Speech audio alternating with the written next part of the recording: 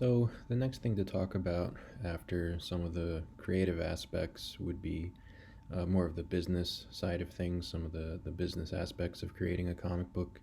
So, we covered, ideas, outlines, layouts, writing. But the next thing is maybe more tedious, but also very important. So, the two things to cover in this video will be copyright as well as starting a company. So, as far as copyrights go, that is really the value in your work. It's protecting that intellectual property and declaring it as your own.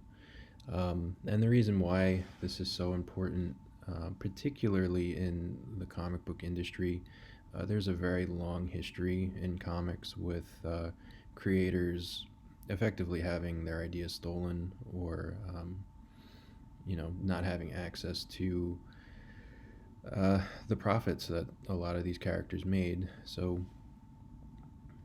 two of the biggest examples of this would be Siegel and Schuster. They created Superman, and they basically gave the rights away to DC without necessarily understanding what they were doing at the time.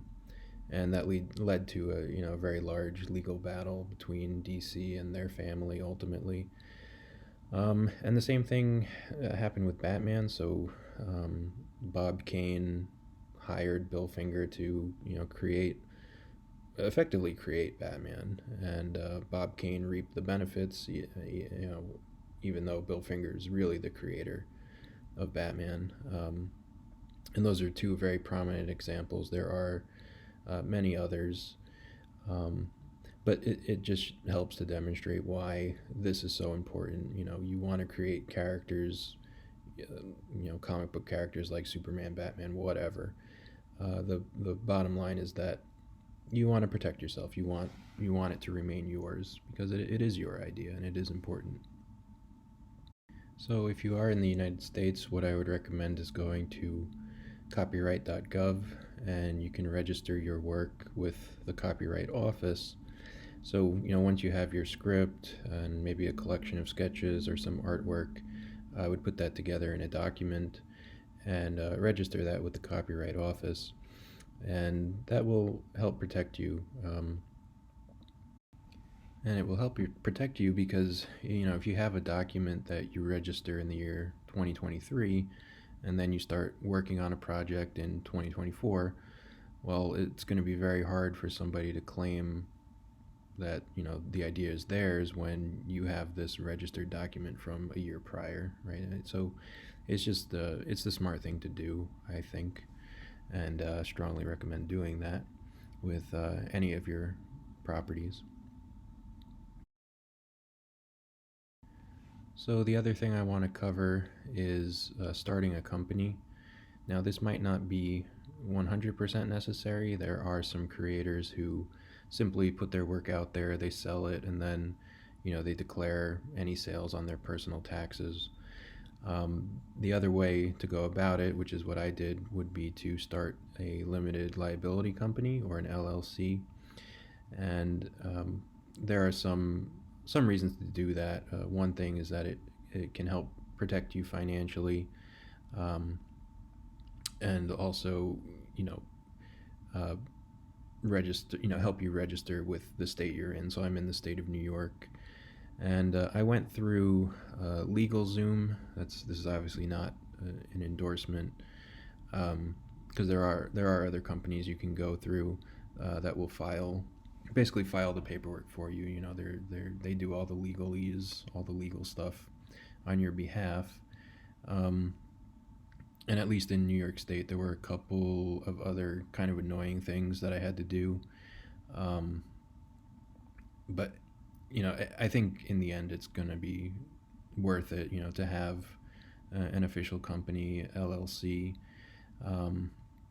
and have a company on the books, so you can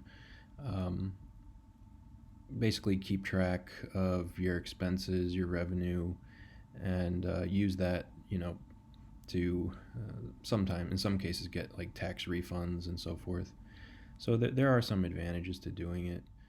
Um, One of the things you'll be keeping track of once you have books, to sell, would be keeping track of your expenses and your revenue. And the reason why that's important is because, quarterly you're going to pay tax on your sales, but then at the end of the tax year in April, you can get a tax write-off. So, and we'll get into this, a bit later, but when you're starting a company, your expenses are going to outweigh your revenue. In 99% of cases, that's going to happen. And once you file taxes and you see the expenses are a lot greater than what you're bringing in, you can get tax write-offs. And so that's one of the other advantages of creating a company and keeping close track of what's going in and what's coming out. So, in conclusion, I know this is not the most glamorous aspect of creating, but it's very much necessary. And whether you're creating comic books or anything creative, any film, novel, artwork, whatever it might be, I know, myself included, I'd rather just focus on creating, but these are things that you really have to consider if you're going to do anything like this. Um, Obviously, I would much rather, spend all my time focused on creating good artwork and good books, but this is necessary and something you really have to do. So, I think that's all for now. Thank you for tuning in, and we'll be back.